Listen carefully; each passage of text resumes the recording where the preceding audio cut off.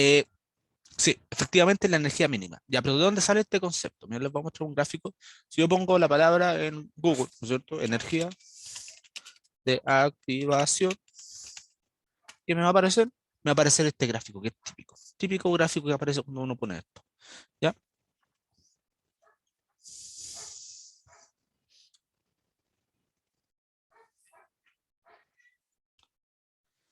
Entonces, ¿qué ven ustedes en este gráfico? Ven, ¿no es cierto?, una reacción que nos dice que va del compuesto A más el B, se mezclan y van a generar los productos C y D. ¿Ya? Y aquí vemos varios, ¿no es cierto? Vemos un gráfico de la entalpía, que básicamente es un gráfico, ¿no es cierto?, que fácilmente lo podríamos reemplazar como energía simplemente, y coordenada de reacción o reacción en el tiempo, ¿no es cierto? Como que a medida que pasa el tiempo van a ir pasando ciertos sucesos. Ya acá tenemos que eh, vemos una curva que sube y que luego llega a un punto máximo y que después baja. ¿Ya? Entonces, ¿qué, ¿a qué hace alusión la energía de activación? A esto, ¿no es cierto? A esta diferencia entre lo inicial y el punto máximo, ya que es la energía que requiere la, como tú bien dijiste, la reacción para que ocurra, ya, para que pase la reacción. Si nos, imaginemos esto como una montaña rusa, ¿no es cierto? El carrito viene subiendo por acá, y si es que no llega al punto máximo de energía que requiere, el carrito no va a bajar y se va a devolver, ¿ya? A ese punto máximo también se le llama estado de transición porque es el momento donde se decide si la reacción va hacia la formación de producto o hacia la formación de reactante, porque recuerden que las reacciones eh, siempre están en un equilibrio químico, ya en un equilibrio dinámico, o sea que tanto como se forma producto, también se está consumiendo ese producto para formar reactante, ¿ya? Y eso ocurre en todos lados, o en la mayoría de los casos. No, si no me equivoco, en todos los casos se puede dar, ¿ya? Entonces, si nosotros no superamos esta energía de activación, la reacción no ocurre, ¿ya? ¿Qué hacen las enzimas? Disminuyen la energía de activación, ¿ya? ¿Cómo? Ofreciendo un camino alternativo a la reacción, ¿ya? No el mismo camino, sino que, por ejemplo, le ofrecen este otro camino por acá, que sube acá, ¿ya? Sube dos veces y después baja. Ese camino va a requerir menos energía de activación que el original, ¿ya? Y esa es la gracia de las enzimas, lo que hace la enzima al fin y al cabo, ¿ya? Entonces, no sé si alguien puede ir anotando como los conceptos clave, ¿no es cierto?, energía de activación, porque esto después, la idea es que ustedes lo tengan y sigan preparando ahí el seminario hacia abajo, incluso lo pueden hacer entre los tres que son para eliminar un poco la carga, porque igual son hartas preguntas.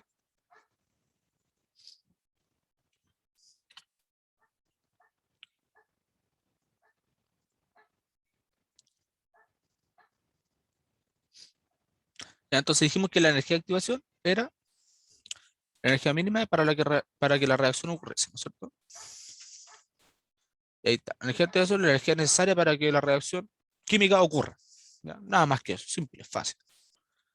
Ya, después el otro concepto que sigue es el de complejo enzima sustrato. ¿Qué es el complejo enzima sustrato?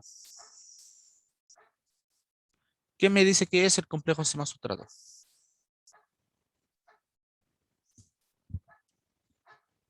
Cuando el sustrato se une a la enzima, o sea, así. Sí, muy bien. Cuando es una enzima, ¿no es cierto? Fácil. No hay más que decir, pues no nos piden otro análisis, simplemente ¿qué es? Cuando la enzima se une a su sustrato. ¿Ya? Y en ese punto está ocurriendo la reacción de interés. Algo que no sé si, yo creo que sí lo vieron, es que lo que hacen también las enzimas es aumentar las colisiones efectivas entre las moléculas, porque recuerden que en una solución eh, las moléculas están constantemente chocando, ¿no es cierto? Porque están todas desordenadas, es un líquido al fin y al cabo, que está sujeto a entropía, ¿ya? Y las moléculas constantemente están chocando entre sí, y al chocarse, ¿no es cierto? Como se están moviendo, tienen una cierta velocidad, y si tienen velocidad, eh, tienen asociada una energía, y además tienen masa, ¿ya? Leyes de Newton, ¿no es cierto? Si tiene masa y tiene una velocidad, va a tener una cierta fuerza, y eso conlleva a tener una energía determinada, ¿ya? Que la energía, la verdad, es como un concepto bien abstracto de entender. Eh, pero siempre están chocando en una solución, ¿ya? Y lo que hace la enzima es aumentar esas colisiones efectivas que se les llaman a estos choques. Entonces, cuando nosotros tenemos una enzima en una solución para que lleve a cabo una cierta reacción, eh, estos choques la enzima lo que hace es como capturar los sustratos, ¿no es cierto? Acercarlo entre sí y de esta forma aumenta los choques y facilita que la reacción ocurra y luego libera el producto. ¿Ya? Esa es la gracia de la enzima. La enzima, obviamente, así, si no me equivoco, puede que le esté dando una información falsa ya, pero si no me equivoco, como pueden generar producto, también pueden deshacer ese producto. Ya, eventualmente lo podrían hacer. Por lo general no ocurre que una enzima haga eso. Ya por lo general van en un solo sentido y hay otra enzima que se encarga de hacer la reacción contraria. Pero se puede dar igual, de todas formas. Entonces la siguiente nos dice el sitio activo de una enzima. ¿Qué es el sitio activo? ¿Quién me lo define?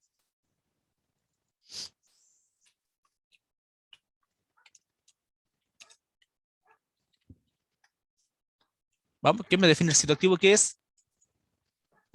Lugar donde sustrato se une encima. Ya el lugar físico, ¿no es cierto?, de la enzima donde une su sustrato. Muy bien, muy bien. ¿Qué es lo que vemos acá, ¿no es cierto? Ahora, este sitio activo tiene varios modelos. El más clásico modelo es el modelo de llave cerradura, ya que es el más simple porque el otro es de encaje inducido.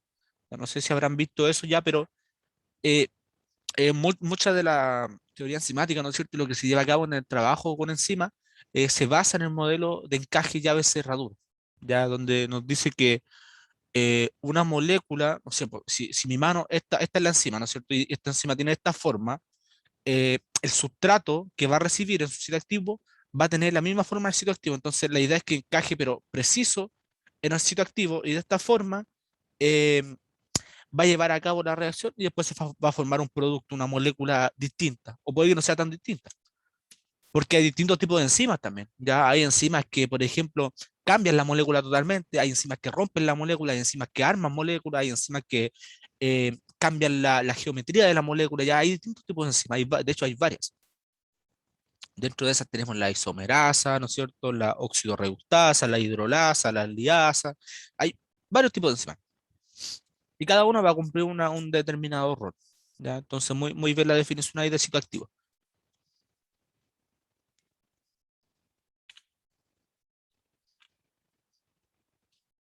Ya, entonces la uno está lista.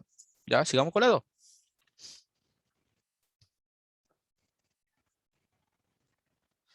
Sigamos con la 2. ¿Qué dice la 2? Dice, de acuerdo, de acuerdo a la teoría de Michael y Menten y, y el siguiente, ¿no es cierto? La siguiente esquema de una reacción enzimática, ¿no es cierto? Y nos muestra en el esquema, nos dice, discute el significado del valor de la Km alto y un valor Km bajo con respecto a la concentración del complejo enzima-sustrato y la afinidad de la enzima por el sustrato. ¿Ya? Espera un poquito, ¿ya?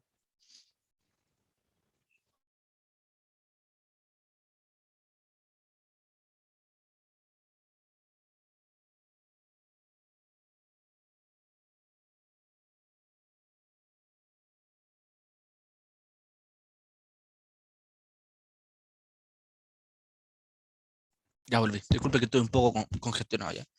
Entonces, ¿quién me puede describir o decirme alguna noción, ¿no es cierto? Alguna explicación de lo que es Michael Inventor? O quiénes fueron, qué hicieron ellos en su trabajo. ¿Ya? ¿Con qué trabajaron? ¿Trabajaron con pelotas de tenis? ¿Con qué? ¿Con qué trabajaron?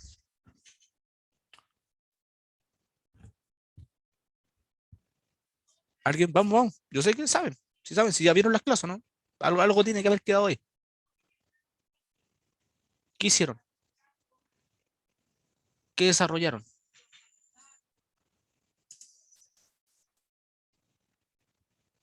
¿No?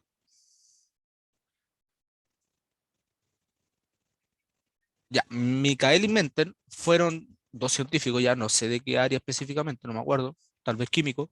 Eh, Dejémoslo que fueron dos científicos que desarrollaron esta teoría enzimática, ya, y también desarrollaron, creo que el modelo encaje cerradura, en lo que se basa su modelo, ya.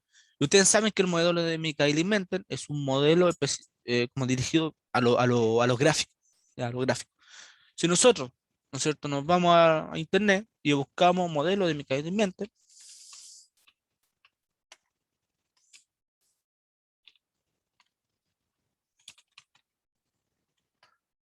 ¿qué nos va a aparecer? Nos va a aparecer esto, ¿no es cierto? Vemos una velocidad inicial, o sea, vemos una V0 que significa velocidad inicial, vemos un par de gráficos medio raros, ¿ya? Y hasta el momento no sabemos a qué se refiere, ¿no es cierto? Entonces, Para contarle un poquito en qué se basa esto, voy a pegar una foto.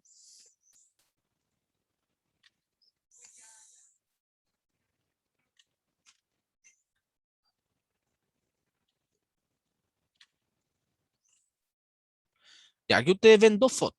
Ya, una es un gráfico típico que se le llama curva de progreso. Ya, y el otro es un gráfico de Michaelis-Menten, ya, gráfico de MM. Ya, ¿qué ven ustedes? Por favor, quiero que alguno me describa el gráfico de la curva de progreso que está al lado izquierdo. ¿Qué ven? Simplemente descríbame qué ven, nada más. No, no estoy pidiendo que me expliquen nada. ¿Qué ven?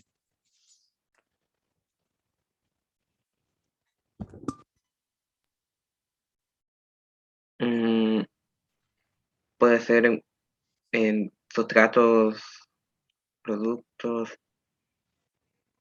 la distinta cantidad de productos. Ese es el ¿Ya? primer gráfico, Pero ¿qué dice el eje X? el tiempo, El tiempo, ¿no es cierto? ¿Qué dice el eje Y? producto. Producto. Ujú. Entonces es un gráfico de producto versus tiempo. ¿Ya? Ahora, ¿qué representan estas curvas? Están representando la formación de producto en el tiempo, ¿no es cierto? ¿Qué es lo que estamos viendo en el gráfico? Nada más, hasta el momento no hemos analizado nada más. Ahora, ¿se ven cuántas? Se ven cuatro curvas, ¿ya? Vemos una S1, S2, S3, S4. ¿Qué es ese? Ya, la pregunta lógica, ¿no es cierto? ¿Qué es ese?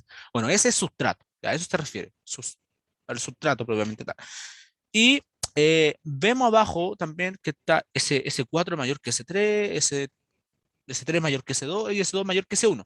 Eso nos está diciendo que la que tiene mayor concentración es S4, ¿no es cierto? Porque vemos concentraciones de sustrato acá en cada curva. Entonces, lo que nosotros estamos viendo es que alguien en algún laboratorio lo que hizo fue tomar, ¿no es cierto? Tuvo un ensayo, le puso una enzima, le puso sustrato, le puso... Ahora, esto es importante porque le puso la enzima y le puso una cantidad determinada de sustrato, que le vamos a decir S4, ya que una concentración alta, ¿ya? Y eso lo puso en un baño termorregulado, ¿ya? Y a medida que pasaba el tiempo, fue haciendo mediciones de la cantidad de producto que se iba generando, ¿ya? Y lo que se iba generando lo fue marcando, lo fue poniendo en esta gráfica, ¿no es cierto? Que a medida que avanzaba el tiempo, él se dio cuenta que la cantidad de producto aumentaba, ¿ya? O sea que estaba ocurriendo una reacción enzimática que llevaba la formación del sustrato a producto. ¿Ya?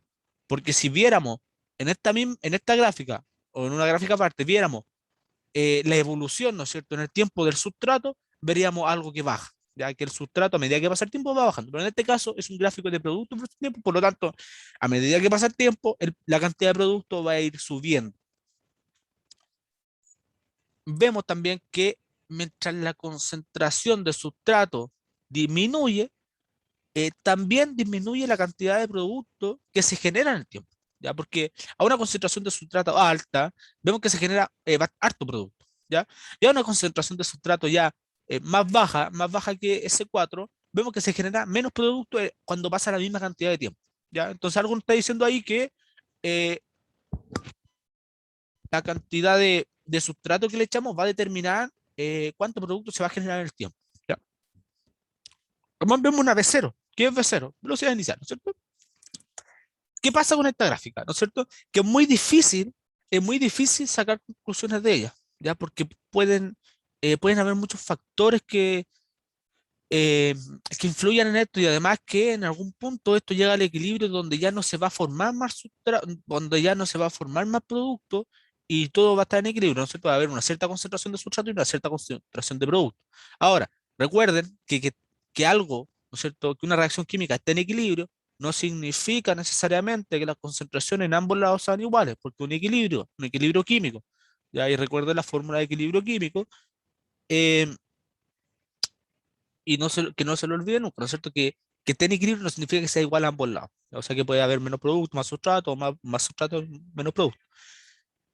Entonces, lo que hicieron estos compadres de Michael y Menten fue eh, hacer un gráfico, ya ellos se les ocurrió la genial idea de, en vez de hacer esto, ya tomaron estos datos, específicamente las velocidades iniciales, y las graficaron, ¿ya? Entonces, un gráfico de Michaelis-Menten nos representa velocidad inicial versus concentración de sustrato. Entonces, tomaban las velocidades iniciales de la concentración de sustrato S4, de la concentración de sustrato S3, de la S2 y de la S1, ¿ya? Y ¿qué hicieron? La graficaron aquí, ¿ya? Entonces, no, nada más que eso es el gráfico de Michaelis-Menten. Ahora, se dieron cuenta que cuando graficaban esto, las velocidades iniciales en un punto llegaba a un plató. Ya un plató es esto que ustedes ven acá, que es como un aplanamiento de la curva. ¿Ya? Ya no subía más esta curva, llegaba a un tope máximo. Y a eso lo llamaron velocidad máxima. ¿Ya? ¿Por qué? ¿Qué pasa con la enzima? Las enzimas eh, no son infinitas, ¿no es cierto? No son infinitas, son limitadas y nosotros podemos contabilizarlo. ¿Ya? Eh, ¿Qué pasa? Que a medida que pasa el tiempo, la enzima puede sufrir ciertos cambios, porque, por ejemplo, la reacción al ocurrir hace que el pH se vuelva más alcalino y la enzima no funciona ese pH, ¿ya? Entonces, a medida que pasa el tiempo, que vaya formando producto, el pH se va a volver más alcalino y va a empezar a dejar de formar producto. Y esto sería una explicación de lo que podemos ver acá, que a medida que pasa el tiempo, la enzima como que deja de funcionar, porque deja de convertir el sustrato, ¿se dan cuenta? ¿Ya? Entonces, como estos datos no son útiles para llevar a cabo un análisis completo, ¿no es cierto? Un análisis correcto, eh, lo que hicieron fue graficar las velocidades iniciales. ¿Por qué? Porque las velocidades iniciales nos están representando que en ese punto, ya, de velocidad inicial, es cuando la enzima está completamente ocupada por el sustrato, ya, está completamente ocupada y se está formando la máxima cantidad de producto. ¿Ya? Por eso se ocupa este parámetro, ¿ya? Ahora, esto se tiene que hacer a concentraciones saturantes de sustrato. ¿Ya? ¿Qué quiere decir eso? Que el sustrato que nosotros agreguemos ya tiene que ser el suficiente para saturar a toda la cantidad de enzima que haya en esa mezcla, en esa disolución. Ya, ¿qué estábamos? Se me fue. Ah, ya estamos explicando esto. Ahora, ¿qué es la KM? ¿Alguien me lo puede explicar?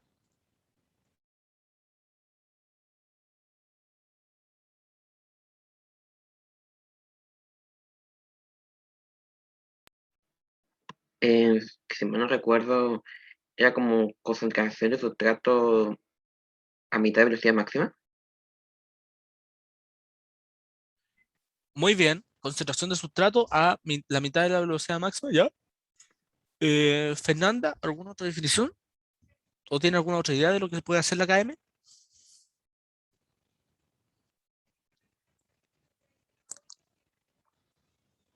¿No? No como lo mismo, o sea, la concentración como necesaria de sustrato para alcanzar como la mitad de la velocidad. Ya, muy bien, muy bien. Ya, eso lo sacaron del gráfico, son pío. Eh, ya, pero antes de que pasemos a eso, que está excelente lo que dijeron, ¿no es cierto? Que la concentración de sustrato es necesaria para que se alcance la mitad de la velocidad máxima. Está, pero perfecto lo que al análisis que llegaron, ¿no es cierto? A través del gráfico. Eh, Vamos un poquito antes, ¿ya? Cuando Michael y Menten, ¿no es cierto? Hicieron todo esto, porque ellos jugaron mucho con las matemáticas, para que vean que también las matemáticas son sumamente necesarias en todo esto. eh, Ellos definieron a la KM, ¿no es cierto?, como la constante micaeliana, y la definieron como, espérame, déjame buscarla, que la tengo anotada acá. Como esto. ¿Están viendo el Word, no es cierto? ¿Están viendo toda mi pantalla? ¿O ya no están viendo? Sí, sí se ve. Mm, Ah, ya se ve todo, ya, perfecto. sí, Ya, esto que ustedes tienen acá, que es la KM, que nos dice que K-1 más K2 dividido en K1, ¿a qué hace alusión? Hace alusión a esta parte de acá, del, del seminario, ¿no es cierto? Que nos dice que la enzima más su sustrato va a formar el complejo enzima-sustrato y luego se va a formar la enzima más producto, ¿ya? Y ustedes ven que hay una reacción inversa desde la formación de producto hacia la formación de sustrato. ¿Ya? Entonces igual puede ir en el sentido contrario. ¿Qué pasa? Al inicio de la reacción pasa que la K2, la K-2, ¿ya? La que ustedes ven acá, la K-2, es nula. Ya no existe una K-2 al inicio de la reacción. ¿Por qué? Porque como no hay producto, no hay un equilibrio. ¿ya? Y toda la reacción se va a desplazar hacia la formación de producto, ¿ya? Si nosotros agregamos en un tubo de ensayo enzima más sustrato, al inicio, quiere decir velocidad inicial, ¿no es cierto? Eh, todo, todo, todo el sustrato se va a comenzar a convertir en producto, ¿ya? Automáticamente. Y no va a haber una K-2, porque no va a haber, como no va a haber producto, no hay un equilibrio y todo va a estar desplazado del equilibrio hacia la formación de producto. ¿Ya? Por lo tanto, al principio de la reacción, o sea, la velocidad inicial, uno desprecia la KM porque realmente no es relevante, ¿ya? No es relevante, prácticamente porque no existe. Entonces la reacción nos queda de esta forma, ¿no es cierto? K1, K-1, K2, ¿ya? ¿Qué está representando K2? K2 representa el paso, ¿no es cierto?, del complejo enzima sustrato hacia la enzima producto, más el producto, ¿no es cierto? Hacia la formación del producto, básicamente. ¿Qué está representando K1? Representa la formación del complejo enzima sustrato, ¿ya? Ustedes ven que va en el sentido hacia la derecha. O sea, está representando la formación del complejo enzima sustrato. ¿Y qué está representando el K-1? Está representando la disociación del complejo enzima sustrato, ¿ya? ¿Por qué? Porque va hacia el revés, ¿no es cierto? Va al revés. De estar de la forma enzima sustrato, o sea, que la enzima esté unida a su sustrato, eh, al irse al otro lado, nosotros se van a separar y no se va a formar producto, sino que va a seguir estando como enzima sustrato. Por lo tanto, después se van a poder volver a unir y tal vez formar producto, ¿ya? Pero como está en un equilibrio, también está pasando, en este tubo de ensayo, está pasando esa reacción inversa, ¿ya? Que no se esté formando producto. Entonces, ¿qué nos dice Michael y Menten? Nos dice que la constante micaeliana representa la suma de K-1 más K2 dividido en K1. ¿Qué es K-1? Es la disociación del complejo enzima sustrato, que es K2, también lo podríamos ver como la disociación del complejo enzima sustrato, y que es K1, es la formación del complejo enzima sustrato. Por lo tanto, esto es una relación, la KM no es nada más, y una forma súper sencilla de explicarlo, no es nada más que una relación entre la disociación del complejo enzima sustrato y su formación. ¿Ya? Quiere decir que la disociación está representada por K-1 más K2 dividido en K1, que esas son simplemente constantes que sirven para calcular la velocidad de la reacción. Ya no son nada del otro mundo. Nunca les van a pedir que calculen una KM así, obviamente, ya siempre se pide de otra forma.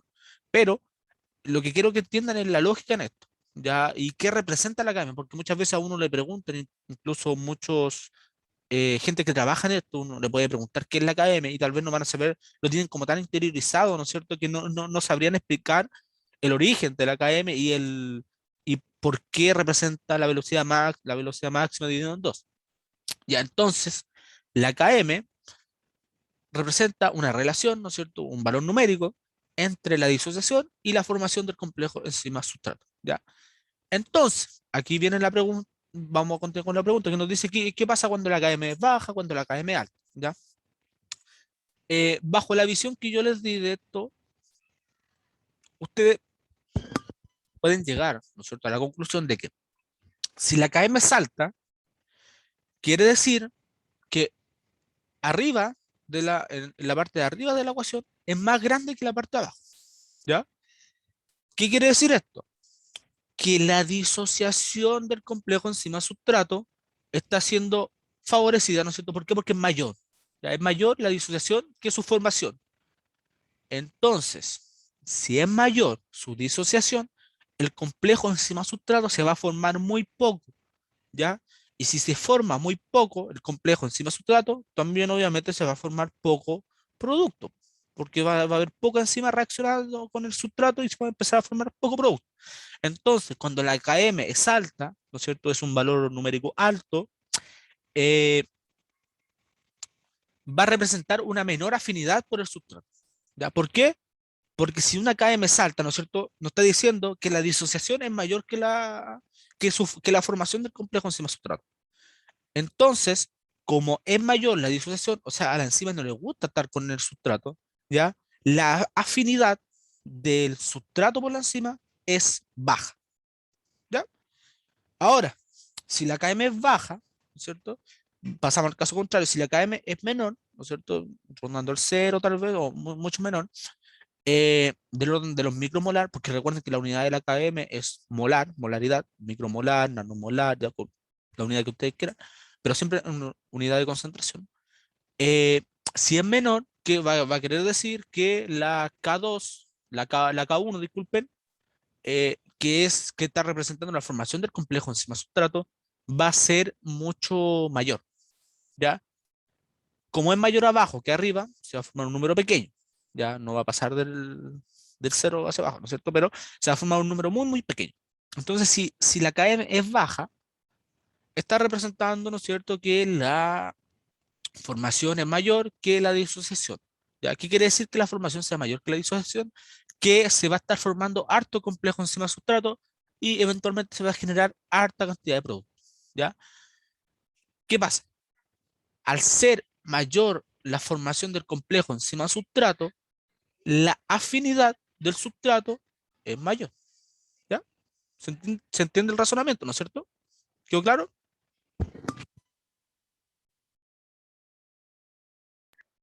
Sí, ¿Sí? ¿Se entendió mejor? Ya, bueno. ¿Algunas dudas hasta aquí?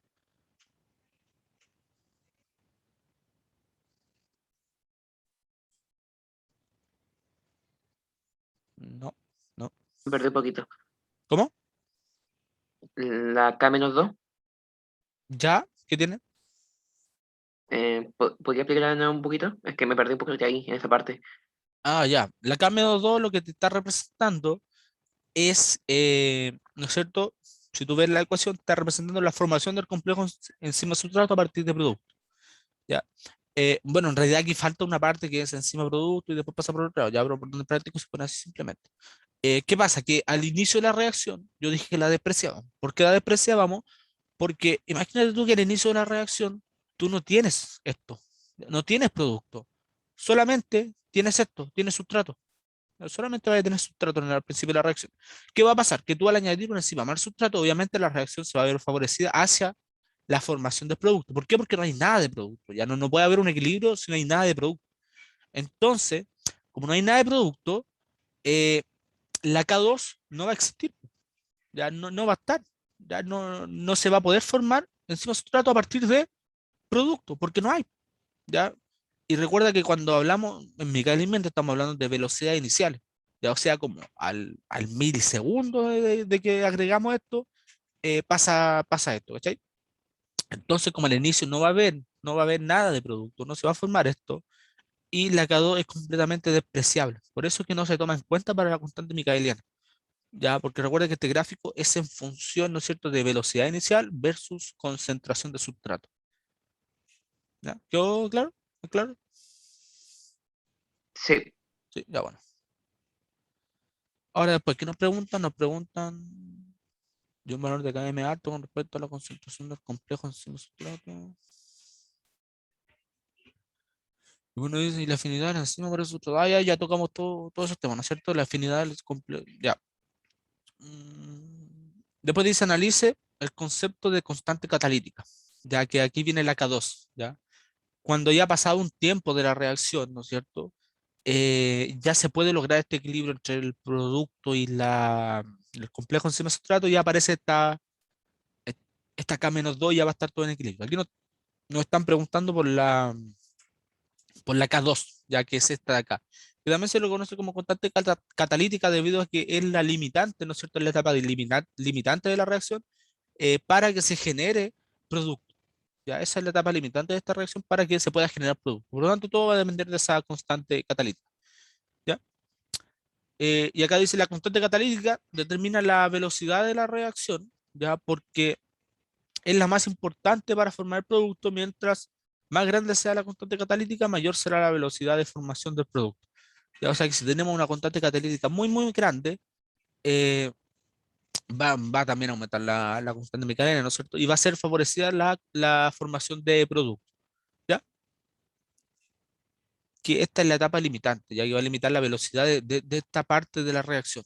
Porque recuerden que todas las reacciones enzimáticas y todas las vías metabólicas tienen una etapa limitante, ¿ya? Por lo general, la etapa limitante es la que requiere mayor energía, la mayor energía para poder activarse, para poder llevarse a cabo. No, tal vez no siempre, pero siempre es la que tiene también una menor velocidad de reacción, ¿ya? Entonces, la constante catalítica es bajita, esto va a generar que, eh, como es la etapa limitante, ¿no es cierto?, que toda la reacción que está generando la enzima sea más lenta, ¿ya? Después dice cómo se modifica este esquema si si se analiza la cinética de reacción en condiciones de velocidad iniciales. Ya en condiciones de velocidad iniciales estamos hablando de Michaelis-Menten. Ya Michaelis-Menten son el esquema que yo les mostré acá, ¿no es cierto? Que representa velocidad iniciales versus la concentración de sustrato. Y después les voy a mostrar una tabla en Excel para ver si se entiende un poquito mejor, ¿ya? Y les voy a explicar un experimento que hicimos hace poco que nos tocó ir a práctico. Eh, dice en relación, la 3 dice en relación al complejo enzima sustrato indique qué tipo de reacciones se establecen entre ambos, ¿ya? ¿Qué tipo de reacciones se pueden establecer entre ambos? A ver, esto es fácil. Cuando nosotros formamos el complejo enzima sustrato, ¿no es cierto? ¿Cómo logra el sustrato unirse de cierta forma a la enzima? ¿Ya? ¿Qué pasa ahí? ¿Qué tipo de reacciones ocurren? ¿Vamos? Esto es facilita.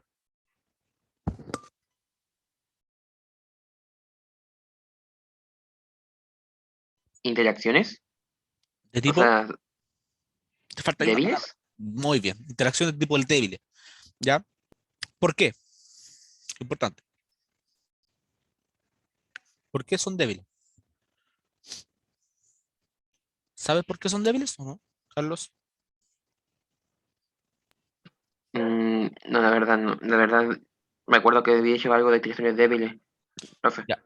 Ya, mira, analicémoslo en conjunto, ¿ya? Si son reacciones de tipo, el profe dijo que eran débiles, ya tal vez no te dijo por qué. ¿Qué pasa? Las reacciones, como su nombre lo dice, son débiles, ¿ya? O sea, son frágiles, se pueden romper en cualquier momento, ¿ya? Eh, ¿Qué pasa con la otra parte, ¿no es cierto? Las reacciones de tipo fuerte. ¿Cuáles reacciones de tipo fuerte conoces tú? Ya que son sumamente resistentes y que cuesta mucho romperlas. ¿Qué reacciones conoces? O sea, ¿qué enlace? Disculpa, estoy trapapelando con los conceptos. ¿Qué enlace conoces tú que sean de tipo fuerte? ¿El enlace metálico? Perdón, Ya, ¿enlace metálico? enlace metálico, ¿cuál más? ¿Te ¿El falta uno? iónico? El iónico, ¿y te falta uno? El más común. ¿Covalente? El covalente, exacto. El enlace metálico, el iónico y el covalente son los enlaces más fuertes.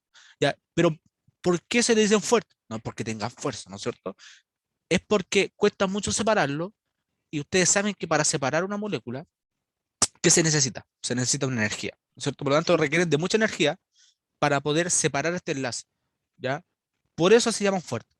Entonces, eh, ¿por qué la enzima genera solamente interacciones de tipo débil? Porque si fueran reacciones de tipo fuerte, ya como enlaces covalentes, enlaces iónicos o enlaces metálicos, ya que no se daría en ningún caso, eh, va a pasar que la enzima pierde el sentido, ¿no es cierto? Pierde el sentido porque necesitaría de mucha energía para poder romper nuevamente el enlace covalente o iónico, ¿ya? Entonces no tendría sentido tener una enzima si va a ocupar la misma energía que ocuparía la reacción normalmente, ¿ya?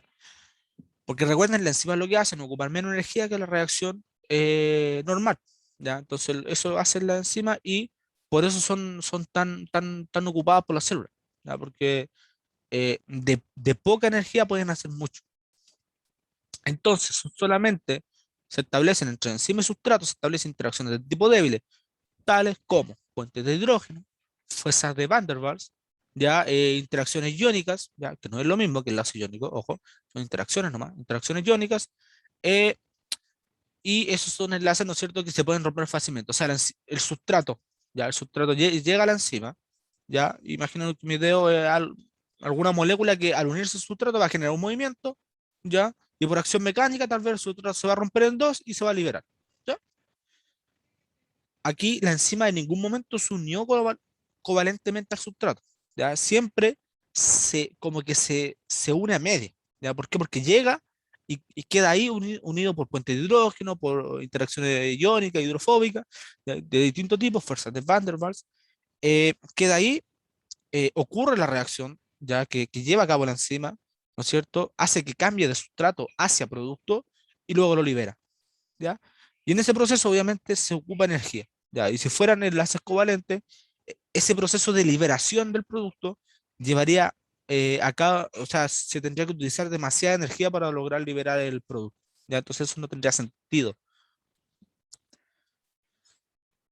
Después la otra dice, explique el papel que cumplen dichas interacciones en la catálisis enzimática. Ya nosotros como que ya lo describimos un poquito, ¿no es cierto? Que es romper a la molécula, acercar dos moléculas, acelerar la colisión efectiva, lograr un cambio químico en la molécula y todo ese tipo de cosas. Ya todo eso tiene. Y también participan obviamente en el catabolismo y en el anabolismo.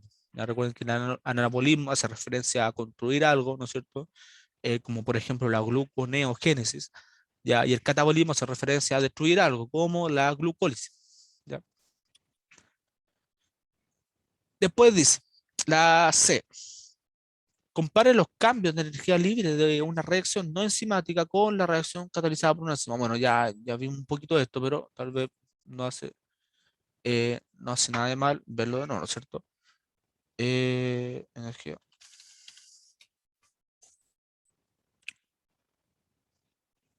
Ya acá vemos un gráfico. Ya acá vemos un gráfico, ¿no es cierto? Que la línea negra o ploma representa la reacción ocurriendo normalmente, ¿no es cierto? De X a Y, ya a Y. ¿Qué pasa? Cada reacción tiene su delta G y tiene una cierta energía libre de Gibbs, ¿ya? Eh, bueno, energía libre de Gibbs, ustedes ya saben, ya lo conocen, ¿no es cierto? Entonces, ¿qué pasa? La reacción A, ya, o sea, la ploma, necesita llegar a un tope, no sé, de 100. En cambio, la roja, que es catalizada por una enzima, necesita llegar a un tope de 500 tal vez, ¿ya? ¿Qué está haciendo la enzima? Está disminuyendo la energía de activación, ¿ya? Esta es la comparación, ¿no es cierto? Con un catalizador. ¿Ya? Por lo general, los catalizadores son de tipo biológico, como una enzima. También hay catalizadores inorgánicos, ya que son metales por lo general, que también cumplen como la misma función en la enzima que las enzimas, pero de una forma diferente. Ya las enzimas son proteínas, son grandes estructuras que pueden ser gigantescas, ya gigantescas. Ustedes saben, las enzimas son proteínas, las proteínas son muy grandes, ¿ya? Y pueden, llevan a cabo todas estas reacciones en el cuerpo. Se ocupan en prácticamente en todas las vías metabólicas, llevan asociada a sus reacciones, ¿no es cierto?, alguna enzima, ¿ya?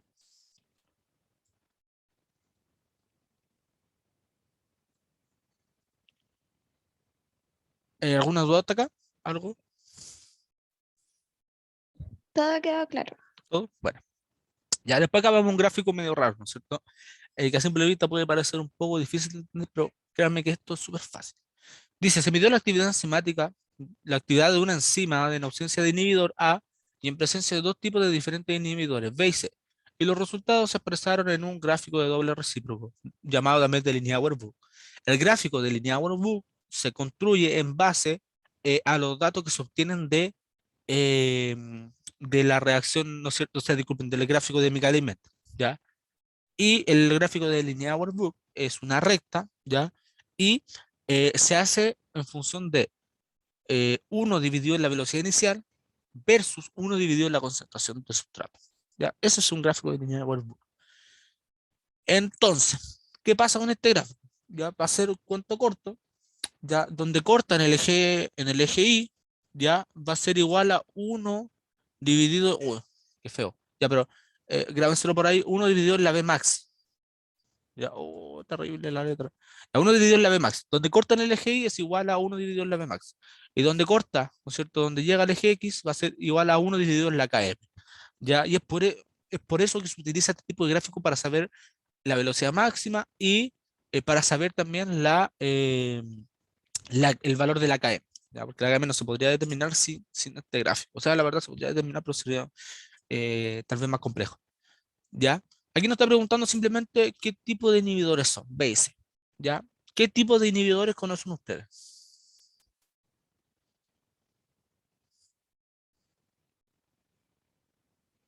¿Vieron los inhibidores, no es cierto? ¿O aún no?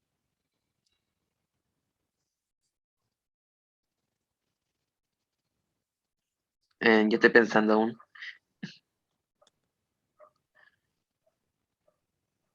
Hay dos que son los principales. que son los inhibidores de tipo competitivo y los inhibidores de tipo no competitivo. Y por otro lado también tenemos a los inhibidores alostéricos. Ya son tres en total, pero uno de los principales, los primeros que se nombran son los competitivos y los no competitivos. Eh, Como el nombre lo dice, los competitivos compiten por el sitio activo de la enzima, ya, se unen al sitio activo, y el no competitivo no compite por este sitio, ya, porque no es competitivo, y lo que va a hacer se va a unir al complejo enzima sustrato, y ahí va a ejercer su efecto inhibidor, ya. Cuento corto, ¿qué pasa con estos inhibidores? Que los inhibidores competitivos, al unirse al complejo enzima sustrato, lo que están haciendo, ¿no es cierto? Porque van a ocupar ese espacio y el sustrato no se va a poder unir al enzima. Ya, por lo tanto, lo que están haciendo los inhibidores competitivos es disminuir la KM. O sea, a ver, aumentar la KM, disculpen. Aumentar la KM. Ya, porque recuerden que una KM mayor representa una afinidad menor. Por lo tanto, si estamos disminuyendo la afinidad de la enzima por el sustrato a través de un inhibidor competitivo, estamos aumentando la KM. ¿Ya? ¿Y qué pasa con la velocidad máxima? Como la enzima eventualmente se puede soltar de este inhibidor y volver a unirse al sustrato, ¿no es cierto? La velocidad máxima no se altera porque en sí la cantidad de enzima disponible para ejercer la reacción eh, no desaparece, sino que sigue activa y eventualmente, dado el azar, ¿no es cierto? Puede que la enzima se libere del inhibidor, se une al sustrato y lleve a cabo la reacción, ¿ya? Entonces, lo que hace el inhibidor competitivo es por un lado, aumenta la KM y por otro lado, mantiene igual la velocidad máxima. ¿Ya? ¿Qué pasa con los inhibidores no competitivos? Los inhibidores no competitivos, como yo les comentaba, se unían al complejo enzima sustrato. ¿Ya? Al unirse al complejo enzima sustrato, no están afectando la afinidad, porque no se sigue uniendo la enzima al sustrato. ¿Ya? La diferencia es que después, cuando se forma este complejo, viene y ¡pa! Se le pega al inhibidor. ¿Ya? Entonces, aquí no se ve afectada la KM. ¿Por qué? Porque no afecta la afinidad. ¿Ya? ¿Qué afecta? Está afectando a la velocidad máxima. ¿Por qué? Porque al quedar pegada al complejo enzima sustrato, está como deteniendo la reacción ahí y está impidiendo que esta enzima continúe con su camino de llevar a cabo la reacción hacia el producto. ¿Ya? Entonces, como se traba la reacción en ese punto y no sigue hacia la formación de producto, la velocidad máxima total de la reacción va a ser menor. ¿Ya? Resumen, inhibidores no competitivos dejan igual la KM y disminuyen la velocidad máxima. Ya con los inhibidores alostéricos ya requiere otro análisis, ¿ya? Pero va a depender, ¿ya? Porque hay inhibidores alostéricos y activadores alostéricos, ¿ya? Eso después lo van a ver en su clase. Entonces, eh, aquí nos hace la pregunta, ¿cuál de los dos inhibidores B y C es más activo? Ya nos dice claramente nosotros vemos que uno dividido en la Bmax no varía, ¿no es cierto? Por lo tanto, si no tuviéramos el enunciado, nosotros podríamos automáticamente saber que como no varía uno dividido en la Bmax, no varía la velocidad máxima, por lo tanto, eh, la cantidad de enzima disponible no varía y esto nos dice que es un inhibidor de tipo competitivo, ¿no es cierto? Que compite por el sitio activo, ¿ya? ¿Qué varía? La KM, ¿ya? Veamos cuál es la curva control, porque es muy importante. Siempre que se lleva a cabo algún experimento, se realiza una curva control.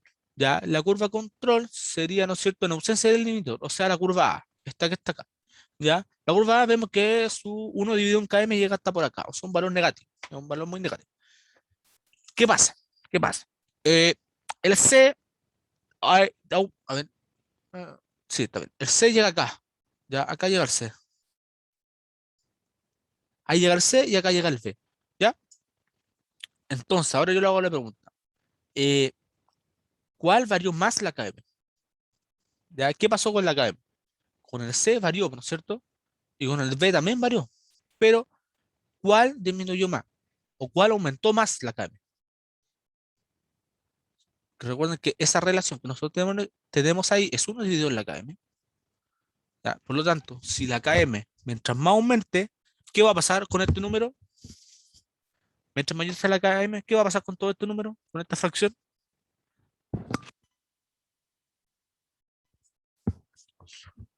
Dijiste mientras mayor la KM. Ujú. Sí, pues si tenemos esta relación, ¿no es cierto? 1 dividido en KM. ¿Qué pasa si la KM aumenta? ¿Qué pasa con este valor en general? Porque esto Sí, representa un valor numérico. ¿Ya? Dime. a mayor, a mayor KM va a disminuir la afinidad del sustrato con la enzima. Ya, sí, muy bien, va a disminuir la afinidad, pero te estoy preguntando por el número este. ¿No es cierto? Porque esto está representando al fin y al cabo un número. Entonces, ¿qué pasa si el valor de abajo se hace mayor? ¿A qué tiende? Matemática. El número de arriba va a ser menor. Mm, ¿A qué tiende el valor? A ver. ¿Qué pasa cuando yo divido por un número muy, muy grande? Se hace más chiquitito. Se hace más chiquitito, ¿no es cierto? ¿Qué pasa cuando, cuando tenemos el límite de uno dividido en x y x tiende a ser infinito? Eh, Esto tiende a cero. Ya, eso es matemática, ustedes lo vieron, ¿no es cierto? Primer semestre. Límites. ¿Ya? A ver. Sí, sí, sí, se puede. Eh, entonces, ¿qué pasa con esto? Va a tender a ser cero. Ya, mientras mayor sea la KM. Entonces, ¿cuál afectó más la KM de estos dos inhibidores? El que esté más cerca del cero, ¿no es cierto? Que en este caso es el C. ¿Ya? Por lo tanto, ¿cuál es el inhibidor más activo? El C. ¿Ya? ¿Quedó claro? A ver, sería como el que más modifica la KM. Claro, porque, ¿por qué? Te está preguntando cuál es el más activo, cuál es el más efectivo, ¿no es cierto? ¿Cuál lleva a cabo mejor su función? ¿Ya? ¿Cuál es la función de un inhibidor? Inhibir la actividad enzimática, ¿no es cierto? Claramente su nombre lo dice, ¿ya? Ahora, ¿cómo va a actuar este inhibidor? Y el mecanismo que va a utilizar va a depender del tipo de inhibidor, ¿ya? Y también va a depender de la enzima, obviamente. Eh, Tenemos los inhibidores competitivos y los inhibidores no competitivos, ¿ya? Entonces, ¿cuál es más activo, cuál es más efectivo? Va a ser el que más inhiba, ¿no es cierto?, a la enzima, ¿ya? En este caso, como se trata de un inhibidor competitivo, el que mejor logre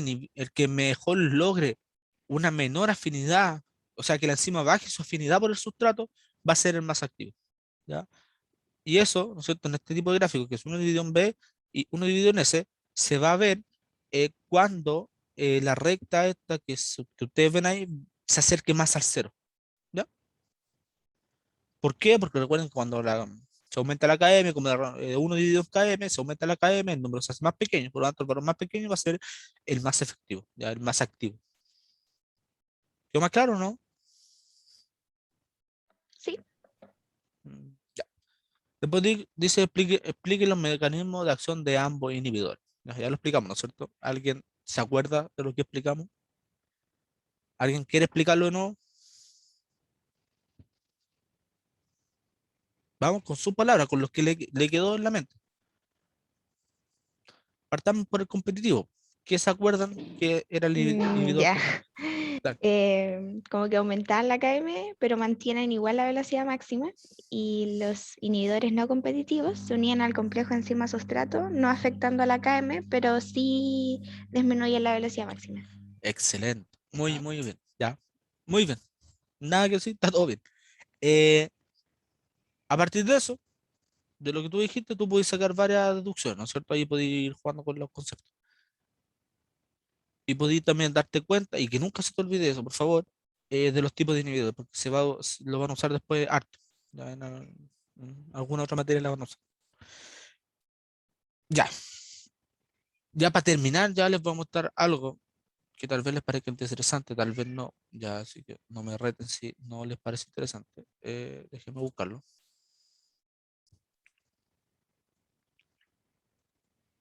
Por casualidad, ¿ustedes han tenido que ir a la facultad a hacer práctico o algo de algún ramo, no? No, por algún ramo no, nada. No, pero han ido, por último ver. Yo sí a la biblioteca, pero Ah, ya. Bueno, eso no. por lo menos la conoce. Ya, aquí ustedes ven varias tablas. Ya, y aquí nosotros lo que hicimos el otro día, ya que nos tocó ir al laboratorio por la asignatura de bioquímica aplicada, hicimos una gráfica de Michaelis Menten. Ya, para que ustedes, quiero mostrarles esto para que ustedes vean que esto se puede hacer y no solamente está en el papel, ¿no es cierto? Entonces, ¿qué hicimos nosotros? Primero, obviamente, preparamos la disolución, ¿no es cierto? Agregamos acá, aquí 21A, 2B, eso representa un tubo de ensayo, ¿ya? El tubo 1A, el tubo 2B, el tubo 2, 3C y todo eso. Y el 7 y el 8 son tubos control, ya que son llamados también tubos blancos. preparamos una preparación de enzima ya que ocupamos 0.5 ml de enzima, ya trabajamos con micropipeta y esos son 500 microlitros. Acostúmbrase a hacer esas transformaciones. Y agregamos también un amortiguador. ¿Ya? ¿Alguien me podría decir por qué agregamos un amortiguador, o sea, un tampón, un buffer, a un determinado pH? ¿Por qué se hace eso? ¿Se les viene a la mente por qué o no? Otra pista, también trabajamos a temperatura de 20 grados Celsius. ¿A alguien se le ocurre por qué? ¿Por qué hicimos eso?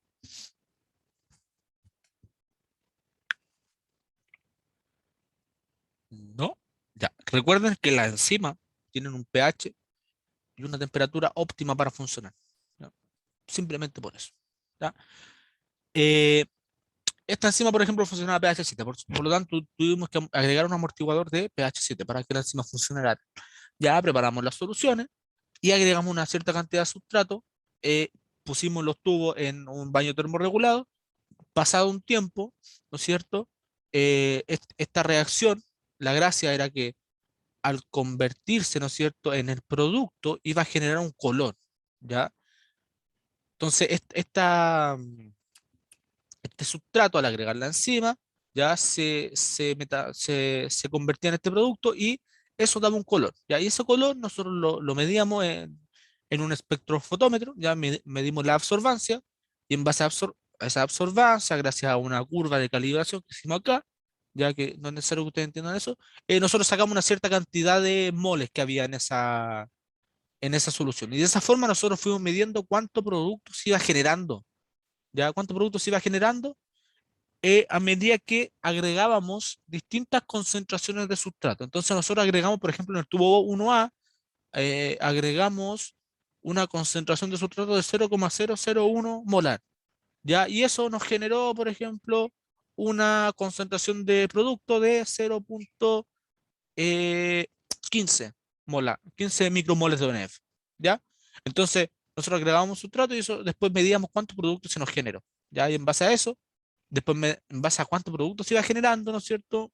Hicimos una gráfica de velocidad versus tiempo, disculpen, de velocidad versus concentración de sustrato, y la velocidad la calculamos dividiendo los micromoles que se generaron en cada tubo, dividido en los minutos que tuvimos el tubo en el baño termorregulado, que fueron 10 minutos cada tubo, ¿ya? En base a eso, ¿no es cierto? Yo pesqué todos estos datos, ya ustedes pueden ver acá en el gráfico, yo pesqué todos estos datos y los grafiqué. Le dije al Excel, mira, sabéis que tengo estos datos, háceme una gráfica, ¿ya? Y me dio esta gráfica, que es una típica gráfica de Michaelis Menten, ¿no es cierto? Que representa la velocidad inicial versus concentración de sustrato. Ya y a medida que aumentábamos la concentración de sustrato, la velocidad inicial ya se notaba una tendencia a que la curva se fuera aplanando, ¿ya? Ahora, lo que quería que vieran aquí era que lo que se hace con esta gráfica de Michaelis-Menten es, para poder pasarla a una delineada Warburg, lo único que debemos de hacer es invertir los valores, ¿no es cierto? ¿Por qué? Porque esto es 1 dividido en B0 y esto es 1 dividido en la concentración de sustrato. Entonces, ¿qué hacemos? Simplemente tomamos estos datos, ¿no es cierto? Tomamos las concentraciones de sustrato, las invertimos, es decir, la elevamos a -1 y nos va a dar estos valores que están acá. Si ustedes se fijan en la fórmula, no sé si alguien cacha algo de ocupar Excel, dice 1 dividido en la de 4, o sea, aquí me está dividiendo 1 dividido en esta celda, ¿no es cierto? O sea, en 0,001, ¿ya? Y eso me da un valor, me da ese valor, por ejemplo, ¿ya? Y después yo tomé estos datos y la grafiqué, agregué una línea de tendencia y me dio esta recta, ¿ya? Y me dio esta ecuación de la recta. Ya ustedes ven que aquí en el gráfico yo no alcanzo a ver, ¿no es cierto?, dónde cortan el eje Y y en el eje X. Entonces, ¿qué hicimos? Tomamos la ecuación de la recta, ¿ya? Y para sacar la intersección en el eje Y, por ejemplo, igualamos X a 0, y para sacar la intersección en el eje X, igualamos Y a 0, ¿ya? Entonces, de esa forma, nosotros, cuando ya sabíamos las intersecciones, sabíamos que ese valor numérico que nos daba era igual a 1 dividido, por ejemplo, en B0. Lo invertíamos y obteníamos la velocidad máxima, ¿ya? Y después lo mismo con la KM, lo invertimos y obtuvimos la KM. ¿Ya? Y al final todo resultó muy bonito y los tubos se veían muy bonitos ahí coloreados al final de la reacción. Ya, pero lo que quería que vieran era cómo se construía la gráfica de linear Warburg, ya que por lo general la muestran así como si fuera una gráfica mágica que aparece de la nada. pero se construye a partir de Michaelis-Menten. Y es súper simple porque simplemente se invierten los valores. ¿Ya? Y a partir de esta gráfica, principalmente, podemos sacar la KM y la velocidad máxima. Ya de acá es más difícil. ¿Por qué? Porque necesitaríamos, por ejemplo, para sacar la velocidad máxima, necesitaríamos hacerlo eh, esta reacción a mayores concentraciones de sustrato y eso obviamente requeriría de más trabajo. Ya, y tal vez nos cueste mucho alcanzar ese verdadero plató. ¿Por qué? Porque nunca vamos en realidad la velocidad máxima es teórica porque nunca se va a llegar a topar la recta con esa, la gráfica de Michaelis-Menten nunca se va a llegar a topar la recta con esa velocidad máxima, ¿ya? Es como un límite, ¿no es cierto? Nunca lo llega a tocar. Está, pero nunca llega a él en realidad. Ya por eso se usa la de Linear. Y ya estamos en la hora, de hecho estamos pasados. Ya espero le haya servido, le haya aclarado algunas dudas. No alcanzamos a revisar todo el seminario porque igual era harto. Ya, pero cualquier duda me mandan un mensaje, ya lo mandan al grupo y yo voy a estar ahí para responder. Ya, así que eso. Antes de terminar, ¿tienen alguna duda con algo? Con el seminario No, uno yo no. con el seminario uno que vieron, no les quedó nada. No, me tocó con Antonelli y explico como todos los detalles, así que Ah, no. bueno, Y ahora quedó súper claro lo que nos enseñaste, mucho ya, más claro de lo que estaba. bueno. ¿Viste las clases, no? Sí, pero la Ya, verdad igual como que ya, son bastante densas y Cerda habla súper, o sea, bueno, las cosas son, pero se entendió súper bien ahora. ya, Así bueno, que, bueno, sí. bueno que le haya servido, ya. Entonces ya nos estaríamos viendo la otra semana para avanzar en el seminario 3 yo creo. Ya sí, porque tienen el seminario 2 el viernes, ¿no es cierto? Sí. Ya. Sí, Entonces ahí si quieren seguimos hablando de este tema que es bastante interesante, pero no creo que sea muy lógico. O podríamos resolver simplemente dudas de este tema y también pasar al seminario 3, ¿ya? Así que nos vemos la próxima semana, que estén bien, ya, cuídense y disfruten Ya, el fin de muchas semana gracias largo. por todo. Ya, Ya que esté muchas bien. gracias. Chao. chao, chao. Gracias. Chao.